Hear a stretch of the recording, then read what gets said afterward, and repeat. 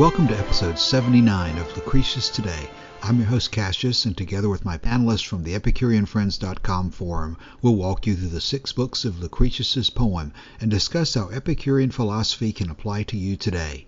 We encourage you to study Epicurus for yourself, and we suggest the best place to start is the book Epicurus and His Philosophy by Canadian professor Norman DeWitt.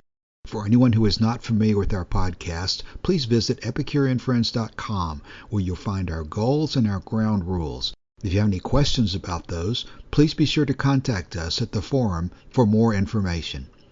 In this episode 79, we'll read approximately Latin lines 1151 through 1240 from Book 5. We'll talk about how the worship of the gods first arose and what misery it brought to men.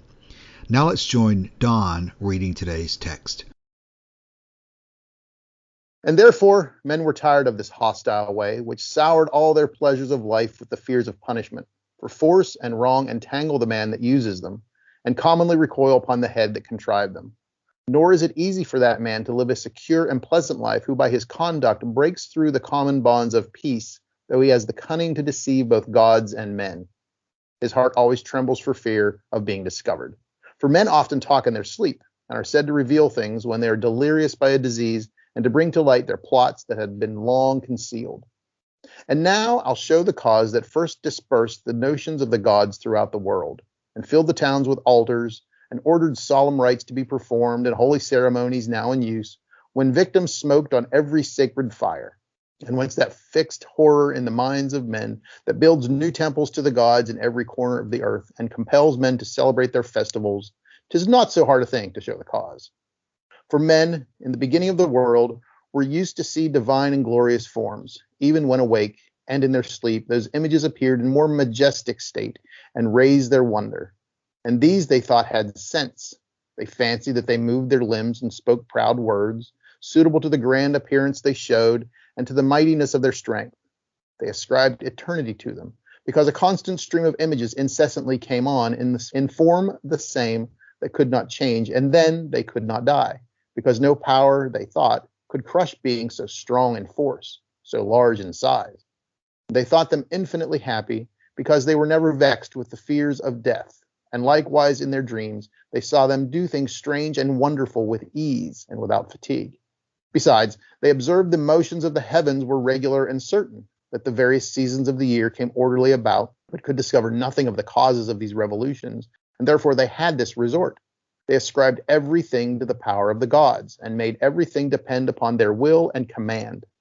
The habitation and abode of these gods they placed in the heavens, for there they saw the sun and moon were rolled about. The moon, I say, they observed there, and the day and the night, and the stars serenely bright, and the blazing meteors wandering in the dark, the flying lightning, the clouds, the dew, the rain, the snow, the thunder, the hail, the dreadful noises, the threatenings and loud roarings of the sky. Unhappy race of men, to ascribe such events, to charge the gods with such distracted rage, what sorrows have they brought upon themselves? What miseries upon us? What floods of tears have they entailed upon our posterity?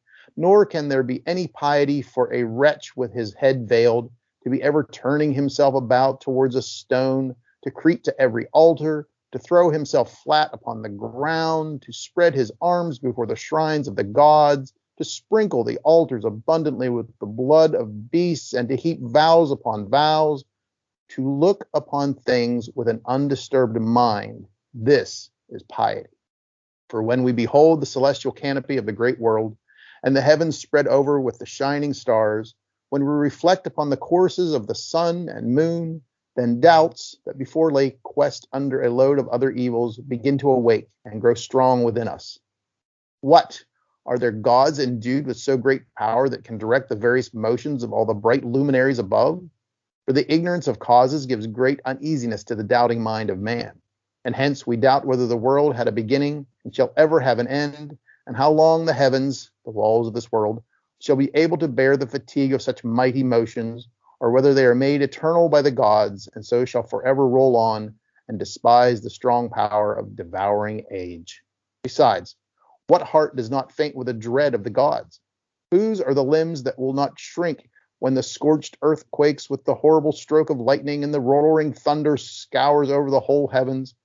Do not the people and the nations shake, and proud tyrants, struck with fear of those avenging powers, tremble every limb, lest the dismal day were come to punish them for the baseness of their crimes and the arrogance of their speeches?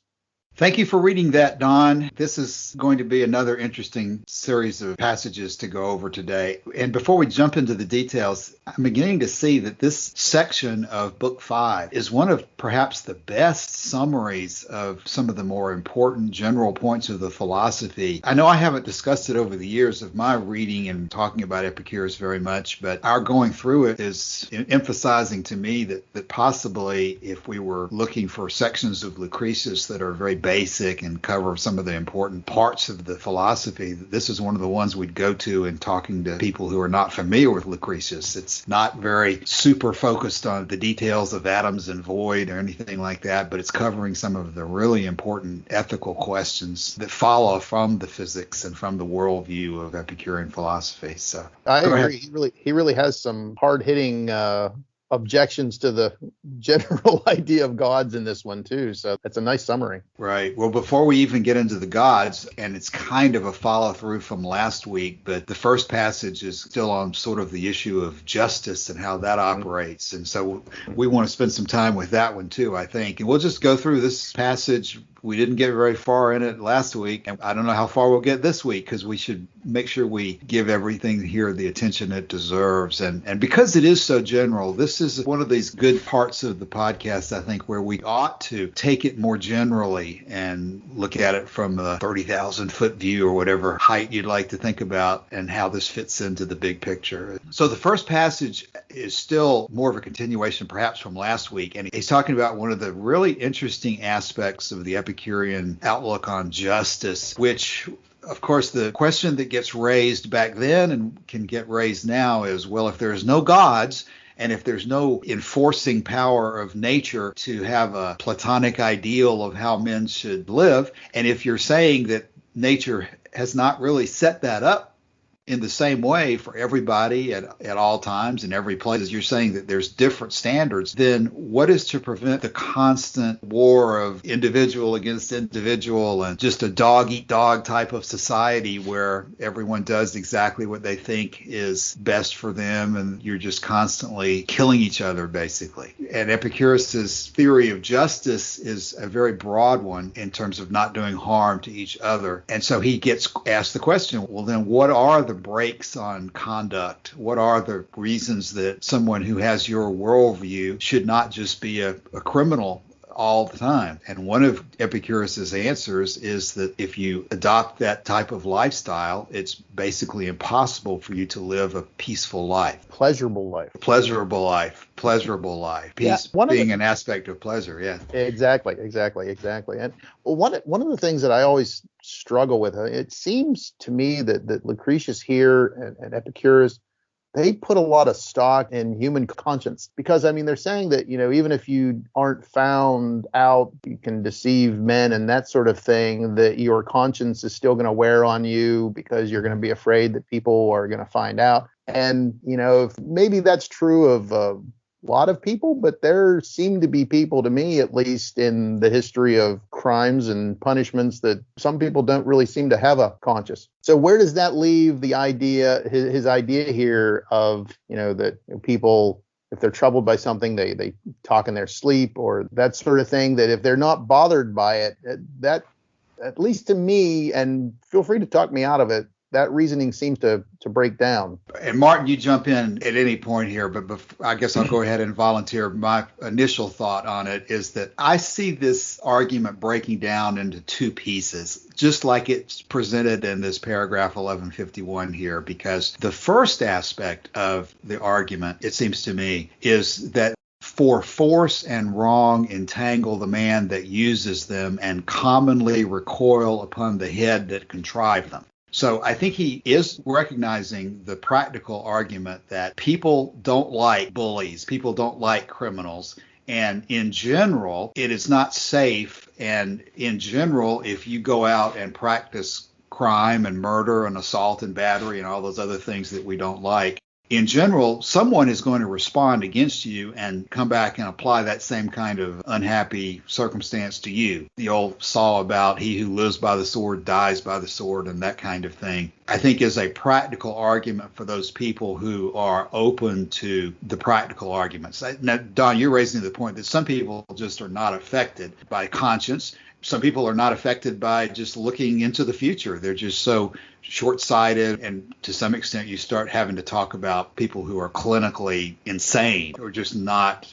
thinking clearly about what is likely to happen to them in any particular circumstance. You're certainly going to have people like that. And I think for them, the answer is what's hinted at least in this first passage, is that bad actions are in fact commonly punished by the people who have to suffer from those bad actions. Generally, and that's the whole idea of the social compact, is where justice comes from and that sort of thing. That even if you have someone who does those kinds of acts, even if they're not technically bothered by them, so to speak, in their own mind, that society is still going to have structures for punishing them and getting them away from everybody else to be able to allow other people to live a pleasurable life. Yeah, because I see that in the context of, this paragraph also summons to mind the fragment that Epicurus supposedly said that it's not easy to determine whether a man who is certain not to be discovered will violate the law or not. Right. So the foundational issue we're all talking about is what is the enforcing mechanism that we should all look to, or that we can look to prevent society from degenerating into savagery, basically. And of course, Epicurus has said all along that as much as you might like to, you cannot look to the gods to enforce them, because the gods are not of that nature. And of course, in the description of Diogenes of Ornoander, the comment is made that look at those countries that are the most religious. They're sometimes the most vile countries of all. So he makes the point that the gods of Socrates and Plato do not, in fact, stop criminals from pursuing their crimes. And so we ought to dismiss that argument on its face. And you're right, Don. I have to believe that ancient people would have said the same thing that you're saying, that when he starts talking about men talking in their sleep and being bothered, their consciences and so forth, I think everybody knows that there are lots of people who don't seem to have any conscience at all. And as far as talking in your sleep, it's almost borderline funny. It's certainly true that people do talk in their sleep and have a hard time keeping secrets, but it's hard to think of that in terms of a universal. I'm even thinking here right now, it may not even necessarily be that they're bothered by things whenever they talk in their sleep, or are delirious by a disease, as Lucretius says here, that it could even be that if they commit something and they think they've gotten away with, maybe they're even proud of the fact and they know that they can't tell anybody about it, but maybe when in their moments of weakness in their sleep, or if they're delirious by a disease, that they will talk about it then and people will find out. So I guess that's the other side of that coin too. Yeah, I think any halfway normal person probably finds it very difficult just to totally not talk to anyone about something that they've done. It's kind of like the elephant in the room kind of thing. Once you start telling yourself you can't talk about it, it becomes the only thing you think about is finding somebody to talk to about this particular issue. Exactly. And of course, he's also, I think, referred to the issue when it says, nor is it easy for that man to live a secure and pleasant life. To me, that goes back to the sort of philosophical position that for those people who accept that the goal is to live a secure and pleasant life, or even if you want to call it a happy life or an excellent life or whatever, he's saying that the person who wants to live that kind of life is not going to be able to do it if he breaks the common bonds of peace. That's a practical argument. Martin, I'm sorry, I'm talking too much. What do you think about this first passage? Yeah, just one remark about revealing something while talking in sleep. I think that is very misleading. So what I heard from my wife and what reportedly others heard of me when I was talking in sleep, it's so out of context, it's absolutely misleading to take it by. What do you talk about in your sleep, Martin? Yeah, the one thing I remember is, because that was a bit embarrassing, that was when I was on a camping trip with at senior high school. Then it seems I talked in the sleep and mentioned the name of a girl. It was not something in love with, but everybody thought so. This would have revealed it. So this was so embarrassing in some way. But it was more embarrassing if I had revealed the name of the girl I was really in love with.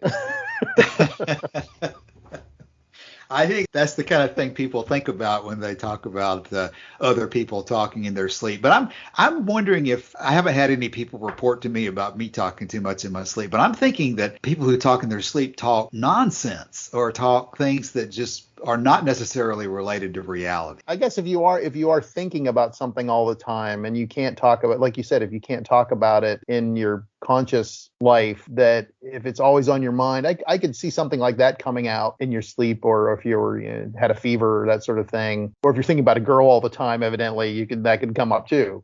Right. And of course, you're right. When you just said it when you said when you're sick or something, because this passage says, and are said to reveal things when they are delirious by a disease. Yeah, I think maybe I've been sick at times, and you're not unconscious. You're obviously still conscious, but your judgment is definitely altered sometimes when you're sick. So I could see that when you're delirious by disease, that's kind of like the truth serum situation where your judgment has been suspended by the disease, and so you just say things you otherwise would not. And he doesn't bring it up, but he could easily talk about, whenever, if you happen to be drunk or something too. I mean, that would be another time that you would reveal things that you wouldn't normally reveal. Right. So again, since this sort of whole section we're talking about is one of the more general ones, I think that's what we're doing already, but we got some very high level conclusions or summaries of Epicurean positions that are in these sections. And I guess this passage 1151, just to sort of repeat or summarize, would be to me that we're just about to launch into the discussion of the gods. So we really haven't gotten into that problem yet. He's really still at the point that I guess he's raised the issue of riches and desire for empire in the parts that we've read just above where we are now. And that desire for empire and riches leads people to be in conflict with each other and commit crimes. And so he's saying that, okay, once we got to that position, people got sick of the problems that caused, and that it did in fact cause these problems, even though at that point people weren't concerned about gods or Platonic ideals. They just observed from a practical point of view that they were not able to live as happily as they otherwise might, with everybody running around like a savage with no restraints on their conduct whatsoever. And then that's where the whole idea of justice comes from people deciding that they don't want to live that way anymore, and so we're going to put some rules in place, and that's where the whole idea of justice comes from then. And just to emphasize the significance of what you just said, that is the foundation of justice, not gods, not Platonic ideals, but the practical, natural circumstance that arises if you don't put into place some kind of agreements. Yeah, I still think that the best summation of the whole idea of that is that they were living in that sort of time period that they found that they couldn't live the way they were living, and so they came up with the idea that to live in a community, they wanted to neither harm nor be harmed, and that was the basis for all the rules that came afterwards. But don't forget, Don, despite what you're reading here, Epicurus told everybody to live solitary lives in caves. So the whole idea of having an agreement to keep the peace would not necessarily occur to your normal Epicurean, because they're sitting in their cave by themselves the whole time. Or at least that's what many commentators today, in my mind, seem to want you to believe. But that's obviously, to me, not where the direction Epicurus was going. Oh, amen. Yeah.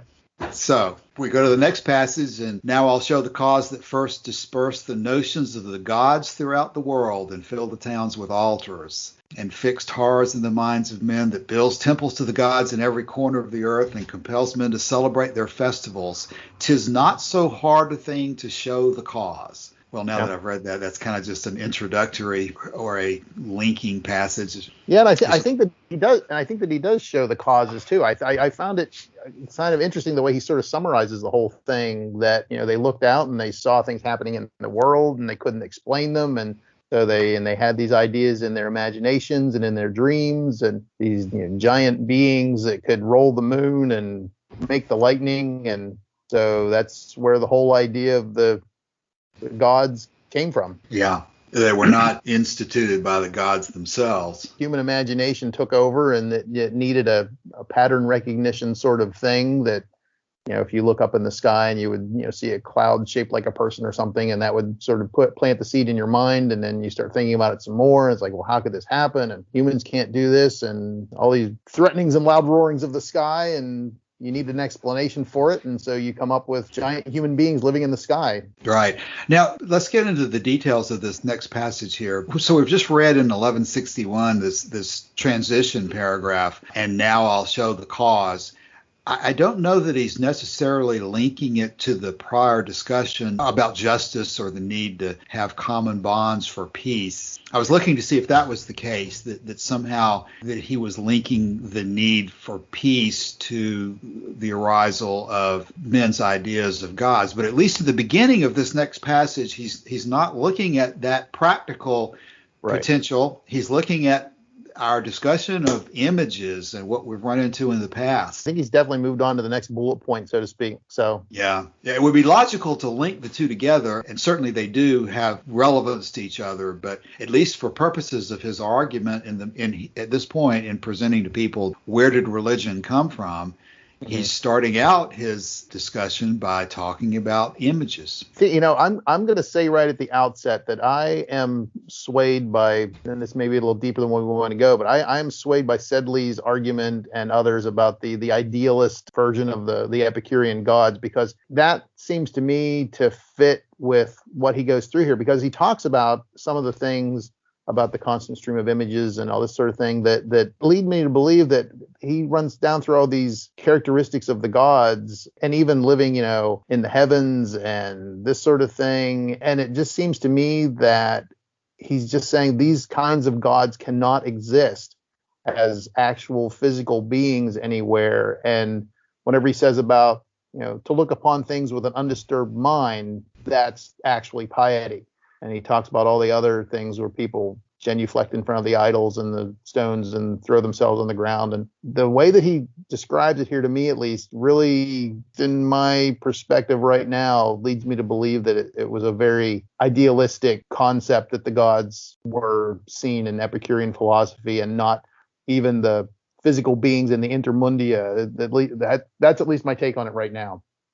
Well, there's some subtlety, or a lot of subtlety, I guess, in the issues that you've raised there, because someone who wanted to argue that the nature of the gods is grounded in actual physical reality, I think would also look at these sections and say that, my gosh, this is the clear statement in Lucretius, and maybe more clear than anywhere else, that the evidence of the gods comes from basically receiving images of them, that it's not from outside. You're using the word, the idealistic view, and I think maybe that applies to the conclusion that you're reaching about the nature of the gods, that they don't really exist, you're saying. But they don't really exist as a physical entity. They exist as a concept, but they do not exist as a physical entity. But the argument that's presented in these passages here is that you could probably, I guess you could read it to mean that this idealistic conclusion that you're talking about comes about because of some very real, very physical mechanisms.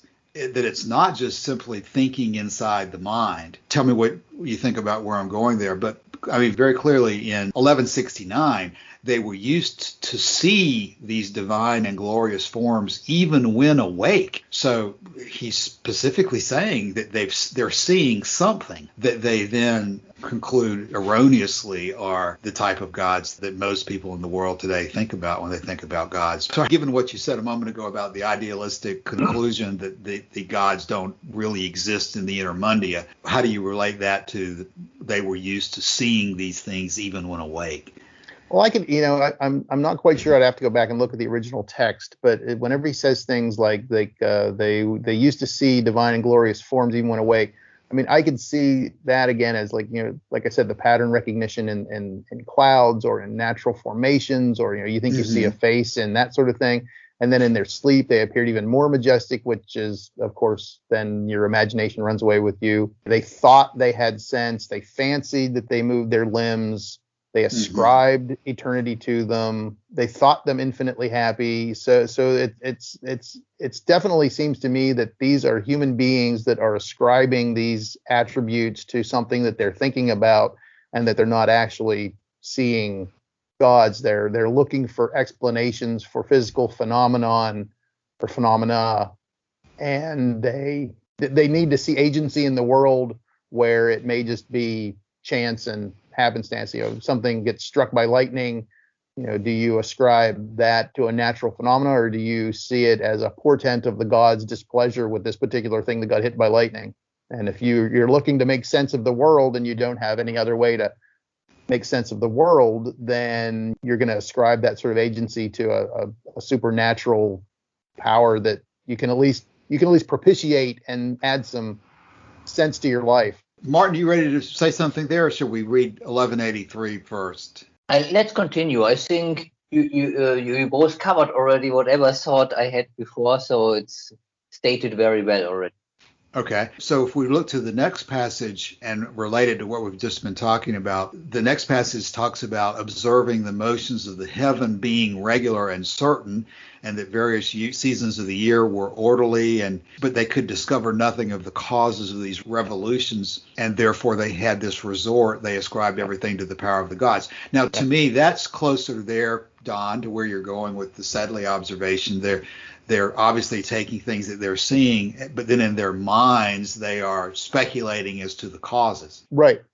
And when they start talking about the speculations he includes here, they talk about the habitation and the abodes they placed in the heavens. And it sounds to me, at least here, it sounds like they came up with the idea that there are, giant human beings, controlling some things. They saw the motions of the heavens, and they couldn't figure out what would cause that. And so they began to ascribe these things to these gods that they were coming up with, and they made everything depend upon their will and command. So it was easier to just extrapolate. If they couldn't explain something, then, well, that was because of the gods, or that was because this god was displeased with this, or this good thing happened because this god helped me out. And so that line there about made everything depend upon their will and command, that was the reasons and causes that they came up with. And so they just started to apply it over everything.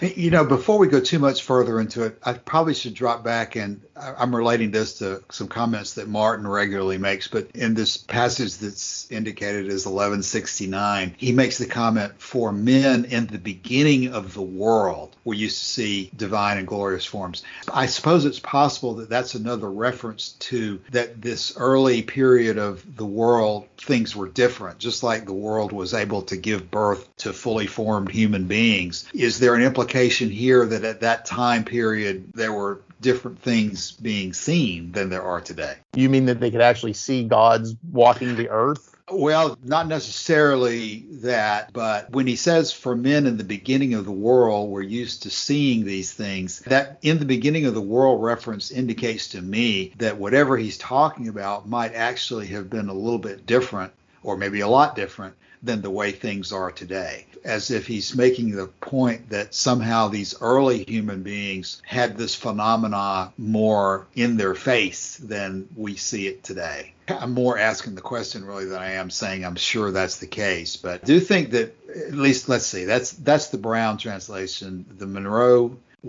simply says, even then, in sooth, the races of mortal men would see in waking mind glorious forms. And then Bailey says, for indeed already the races of mortals used to perceive the glorious shapes of the gods. So I guess there's some variation there. Maybe the Browne translation places more emphasis on the in the beginning of the world aspect than these other two do. So you'd have to look. That may be an example of putting too much reliance on a small phrase. Yeah, exactly. That's the danger of translations. I'm sorry, Martin. Please go ahead. Yeah. So in all these translations, what they have in common, that they do not say there were gods roaming around and they were seen. It's something like what appeared to be divine was seen. Yes, excellent point.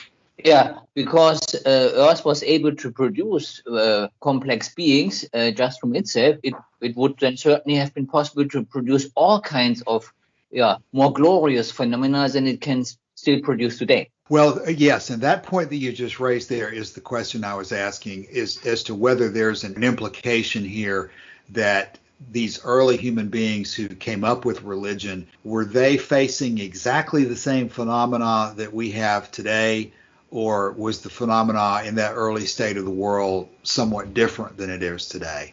Is the only difference between them and us the fact that we are able to come up with explanations that don't require the gods to do it? or is the phenomena in fact somewhat different than it used to be? Did early men have a different sense of observation? Did they observe different things than we do today? I'm skeptical on that one. I'm sorry. Right. Well, do you see things? Because I think you're leaving open the possibility that they were actually seeing, things that they could mistake for gods. Well, that's exactly I'm not leaving it open. I'm specifically suggesting, but not from the point of view that it's true, but from the point of view of whether that's what Lucretius is saying or not. Could in Lucretius's mind or Epicurus's mind, the things that people saw in the early stages of the world have been different than what we see today? Because I mean, if you look at the opening phrasing of 1169, I mean, he seems to be pretty clear that he's saying that these people observe some kind of phenomena, and it's not even really that they interpreted them to be gods. He's really kind of, again, depending on what the actual Latin really said, he's saying that they're awake and seeing things that seem to be pretty specifically. Yeah, I don't know. I was looking in my Loeb translation here, and it gives a reference to Usner, fragment 353, and I looked up 353, and it's from Sextus Empiricus against the Physicists, and the quote that I looked up on the Atlas website here is, Epicurus thinks that men have derived the conception of God from presentations received while asleep. For he says, since large man-like images strike them while they sleep, they suppose that some such man-like gods also existed in reality. So according to Sextus Empiricus, at least, he is saying that the conception of the gods were primarily while people were asleep, when they would dream about, giants, and that they assumed that these giants they saw in their sleep also existed in reality. Personally, I'm still of the and I have nothing to back this up, so take this with a grain of salt. But I still think it is more likely that they were more inclined to see giants in clouds and natural formations and rocks and that sort of thing, and to ascribe to them with that pattern recognition idea that these things actually exist, and these are maybe manifestations of giants and things that they don't understand, and then they extrapolate that. And the more you think about it, and the more you internalize it, and the more you dream about it, and then you share this with other people, and they're like, yeah, I was thinking that same thing too. And that's at least a more material sort of progression that I could see happen. I'm just leery of the idea of thinking that they could see things that literally gave them this idea that giants and that sort of thing could exist. I'm just not ready to go there. Well, there's always at least these two perspectives to be clear about as to whether you think that yourself or whether you think that's what Lucretius and Epicurus were saying. Right, exactly. And that's like I said, I have nothing to back that up other than the fact that they talk about in those days. So that they didn't have a lot of things to go on, so they were looking for causes and looking for that sort of thing, and that was how they came up with the idea. Yeah, the Loeb translation says for that line that the truth is that even in those days the generations of men used to see with the waking mind, and still more in sleep, gods conspicuous in beauty and of marvelous bodily stature. Yeah, that's a very clear statement to me. And when it says when they're awake, they saw these things. That's my sticking point too. There, I'm not quite sure where we're going with that with Lucretius. Right. I mean, it's like, could you give me a little bit more detail? Right. Because I think even today, my general analysis is that I try to look at the things that I can experience today and that I think other people tell me they experience and so forth. And it doesn't strike me as a big problem to suggest that if I'm asleep and I have a dream, that I may see something in my dream that I would label to be a god. It strikes me that's not a very controversial assertion, that when you have a dream or nightmare, you might see something that is godlike to you and you conclude that that's a god. But as far as seeing something like that when you're awake, that's like you say, the sticking point. And he seems to be, if he stopped and just said that they saw things in their sleep that appeared to be gods, that would be pretty easy for us to just pass on by. But when he says that they saw these things even when awake, I don't see anything when I'm awake that fits into that same category. And I don't think anybody's reported to me, or at least anybody who I had any confidence in their judgment, that they saw something that was really a god of the type that we all consider to be godlike. So I guess I have no resolution to this. Could you at least see where I'm coming from with things like, seeing images in clouds and on cliff faces? Oh, absolutely. Okay. Absolutely. I'm not saying by any means that I think that that's the wrong answer. It's like I said, there's always these two sides in my mind of trying to understand what I think the accurate, true answer is, and then there's the issue of determining where they were going and what they were thinking. Right. Of course, I always want to try to bring those two together, and I think that they were very smart people, and they were very practical people, and they probably had exactly the same experiences that we do today. So they ought to have come to the same conclusion in most important practical questions, even though they didn't have the scientific knowledge we have today. They were very smart people and practical, and they shouldn't really come up with any if they come up with some theory that we think is just totally nonsensical, then that's not to be expected and probably deserves a lot of analysis to see why they would have come up with that, because they're just not going to go off on a tangent without any evidence at all. Yeah, because humans seem to be wired to look for, it's a well-known fact, they look for faces and things like that, and look for reasons for things, and look for causes, and that we want to make sense of the world. And so this was a way for early humans to try and make sense of the world, which, I can understand the reasons they wanted to, because they didn't want to live in a random universe that had no structure to it. And so this was the sort of the structure that they gave to it. They said, oh, well, it's under the command of the gods. Well, let's move to what we have as 1194, unless Martin, anything? No, it's fine. Okay. All right. Well, the next passage talks about the unhappy consequences, the incredibly far-reaching and negative consequences of reaching this conclusion that is so erroneous. To ascribe such events, to charge the gods with such a distracted rage, what sorrows they brought upon themselves and what miseries they've brought upon us to have reached those conclusions. And floods of tears have they entailed upon their posterity. Yeah, I can't go farther without bringing up the line from Book 1, the famous line, the tantum religio potuit suadare malorum. So that's right there. Which means, for those who aren't as good at Latin, such are the crimes to which religion leads. That's a good translation of that. You see that particular phrase translated in so many different ways. I like the version you just used there. Yeah, I've seen some of the older translations use the word superstition to sort of get around the fact that religio is the word that's actually used. I'm like, okay. Yeah. You're hedging your bets there. Yeah. This paragraph I thought was really interesting in the sense that he talks that very last line, I think, is really puts an interesting cap on that whole thing, because he talks about all the religious practices and everything. And at the very end, it's like, the real piety is to look upon things with an undisturbed mind. Okay, now let's look at that one. That's the Browne edition. It looks like Monroe has it a little bit different, but basically the sense is the same. I think he is describing what piety is. These other guys, Monroe and Bailey, seem to break it down separately. Do you have another translation that you like that version of? I think probably.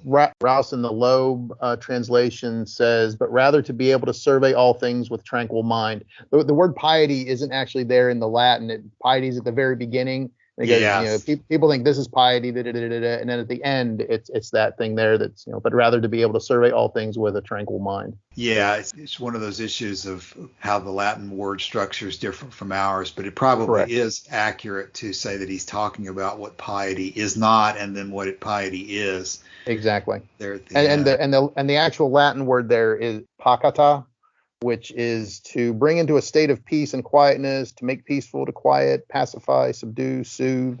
So like it's related to the words pacific in English, which I think describes the Greek idea of ataraxia.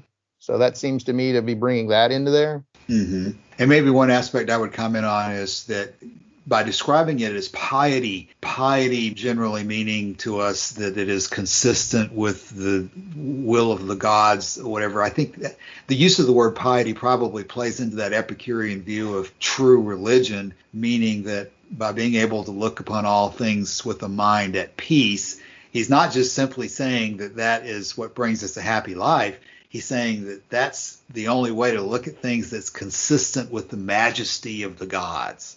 That would be the true religion, is that even though the gods don't care about us, it benefits us to contemplate their nature as perfect beings, and that's what really a true religion or true piety would be to have a correct conception of the gods, which is that they're not going to cause us trouble.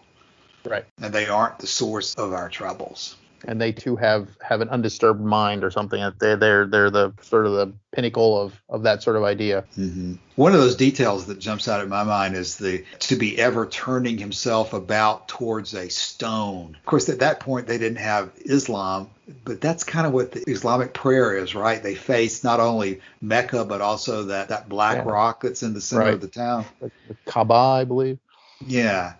Martin, you're always good about details like that. Do you have analogies to this issue of turning around to face towards a stone? Yeah, I mean, basically, the particular chosen stones were used then like idols.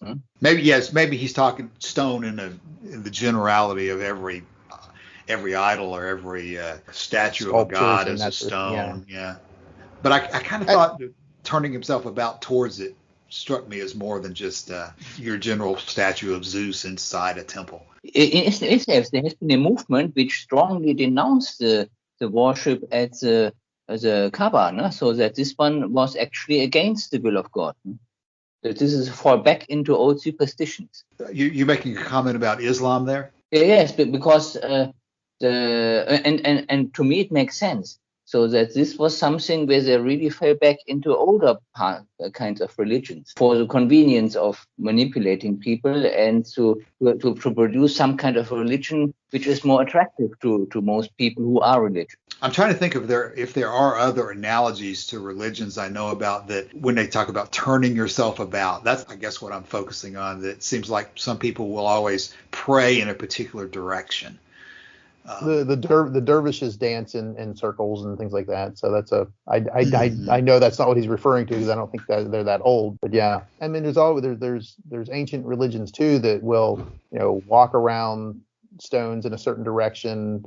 They even talk about the processions that probably took place at Stonehenge and that sort of thing. And so there's always, whenever you have some sort of magnificent natural structure, if you have a giant stone that's maybe isolated from other stones, it can take on special significance and all that sort of thing. Right. Well, I'm looking at the time, and we have a little bit of time left maybe. I think we can probably complete this passage for today because the next two passages, 1204 and 1218, they're pretty much a continuation of what we've been discussing so far. Ignorance of causes gives great uneasiness to the doubting mind of man, and hence we doubt whether the world had a beginning and shall ever have an end, how long the heavens, the walls of the world shall be able to bear the fatigue of mighty motions, or whether they are made eternal by the gods. Those are the kind of questions that confront people apparently naturally, according to Lucretius. And what heart does not faint with dread of the gods? Yeah, he's just to me he's just setting up the fact that if you ascribe these just overwhelming powers to these giant beings that live in the sky and you are afraid of them and you prostrate yourself before their altars and you sprinkle the blood of your sacrificial animals on the altars and you live in fear of them, you're just not going to be able to live a pleasant life because you're always going to be afraid there's going to be some sort of divine wrath that's going to rain down upon you. Mm-hmm. And something else that catches my eye here at this beginning of 1204, where he says, "For when we behold the celestial canopy of the great world and the heavens spread over with shining stars, when we reflect upon the courses of the sun and moon, then doubts begin to awake and grow strong within it." The point I was going to make about that is that would be a statement that is just absolutely natural for human beings to have a question about what they see and have doubts as a result of it and go looking for an answer to that. Mm-hmm. Exactly. And I can even see, I mean, if you go out, on a dark night and you look up at the sky and the stars are spread out over your head and you just start to feel insignificant in the universe and start to have doubts, and then you need an explanation for your place in the universe, then Lucretius is saying this is where you turn. Yeah.